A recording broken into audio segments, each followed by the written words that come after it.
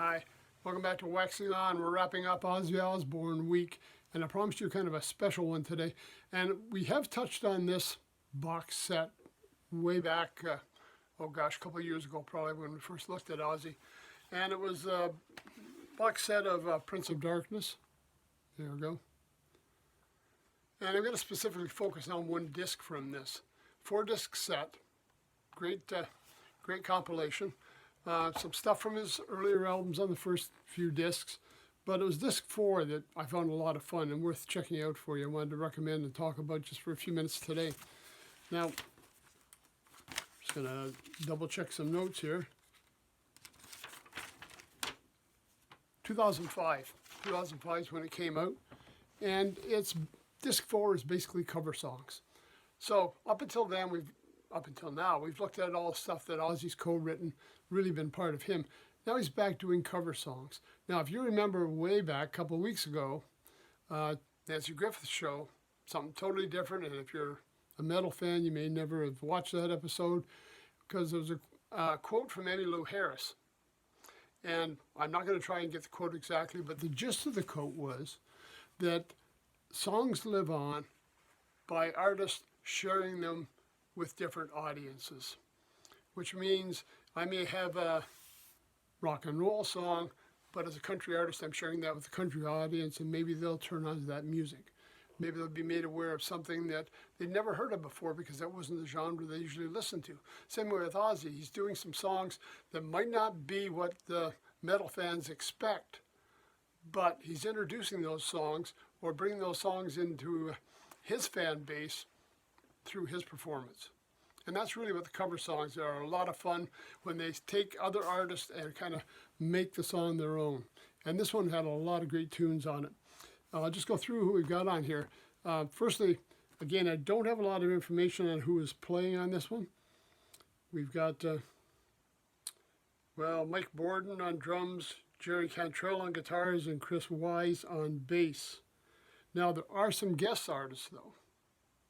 And guest artists include Ian Hunter on vocals on one of the songs. We've got Leslie West on guitar solo. You recognize Leslie West in there from Mountain. Robert Randolph on pedal steel and a guitar solo as well. A few additional artists in there too. But anyways, the cover songs are the key. And he's doing music here from King Crimson, Mountain. We've got Mott the Hoople, the Beatles. And this one really blew me away, Buffalo Springfield. Man, you remember Buffalo Springfield? We talk about Stephen Stills, Neil Young, Dewey Martin, all of these guys. You couldn't be further away from the music people expect from Ozzy Osborne than Buffalo Springfield, and yet he does a take on theirs for what it's worth, one of their classic tunes. We got the Rolling Stones, we got John Lennon, we've got Eric Burdon and the Animals. He's covering a lot of material, a lot of great tunes, but Ozzy doing them his way. And that's what makes it so much fun. Let's take a look at the songs.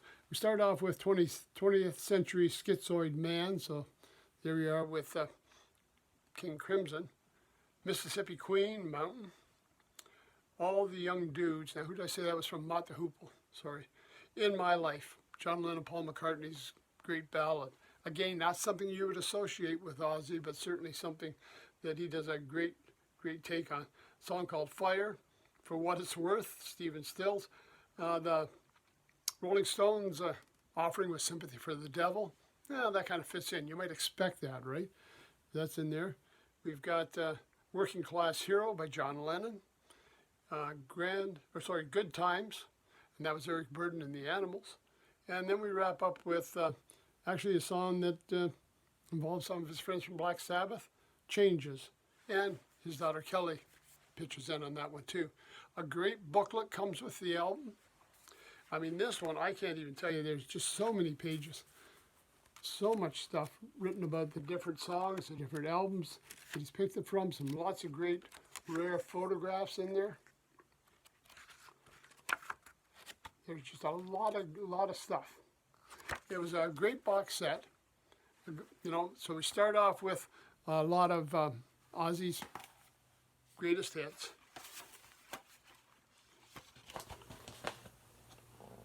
4 discs. There's even actually one in here they did with the Muppets and Miss Piggy off one of the things. I mean, just to let you know, the guy had a lighter side. But for me, the most fun was that last disc, that cover songs where he's taking that other material and putting his spin on it. And it really was, for me, worth the price of admission on that one. So if you get a chance, check it out. Online, absolutely. Again, hard copies, certainly hard copies out there. You might be lucky enough to find one. I don't know if they had it in LP at this time. I mean, when this came out, what did I say, that was 2005? 2005, I think the long playing records were pretty much phased out at this point. It was CDs we were going to. We hadn't really kicked into the digital age, but CDs were the mode of transport for a lot of music at this point. So if you get a chance, grab one. It's a great box set to have. It's a great collection of music and, again, some very rare and unreleased material. So that's it. Ozzy Osborne week. Wrapped it up. Check him out if you haven't yet. I mean, he is one of the classic artists of my generation for metalheads, see, from the TV show. If you get a chance, we talked about that the other day. If you get a chance to find one of those on DVD, grab it, because that's a lot of laughs, a lot of fun watching him and the family. Just so many different sides of Ozzy that you can explore. Everybody, have a great weekend. Enjoy your music. We'll see you on Monday. Until then, take care. Stay safe. Thanks for stopping by.